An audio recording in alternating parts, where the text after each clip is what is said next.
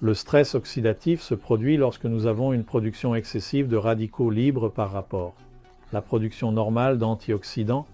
Normalement, nous devons avoir un équilibre entre les deux éléments. Quand nous avons une production plus importante des mauvais, dans ce cas, ces molécules réactives instables, comme on l'a dit, elles sont libres dans notre corps et causent des dommages radicaux quand nous avons plus d'avantages.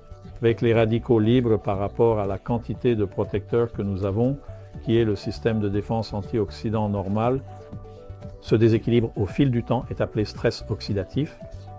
Le stress oxydatif provoque une inflammation cellulaire et perturbe le fonctionnement normal à l'intérieur de la cellule. Ils peuvent attaquer ces radicaux libres, le noyau de la cellule, notre ADN.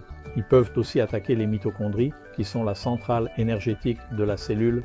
Et les dernières études sur le vieillissement, la longévité et la protection de l'ADN, non seulement du noyau de la cellule, mais aussi de l'ADN des mitochondries. Parce que sans énergie, vous ne pouvez pas travailler. C'est pourquoi il est important de protéger l'ADN des mitochondries, car c'est là que nous générons l'ATP, qui est la molécule clé dans nos cellules pour accomplir leur fonction normale. C'est pourquoi nous savons que le stress oxydatif entraîne une dysfonction cellulaire, une mutation cellulaire, voire un cancer ou une apoptose cellulaire.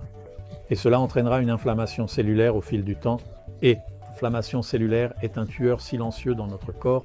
En intégrant maintenant un accent sur la médecine environnementale et sur la façon dont nous sommes exposés à ces sources de radicaux libres provenant des radiations, qu'elles soient ionisantes ou non ionisantes, en contrôlant cette source de radicaux libres, nous allons diminuer le stress oxydatif associé à l'électrosmog.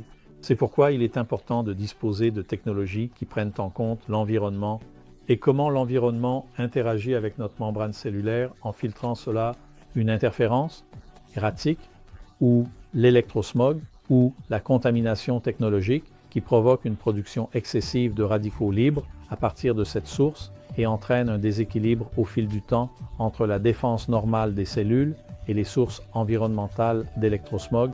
Et cela conduira à une meilleure santé parce que nous prenons soin des sources de radicaux libres provenant de l'électrosmog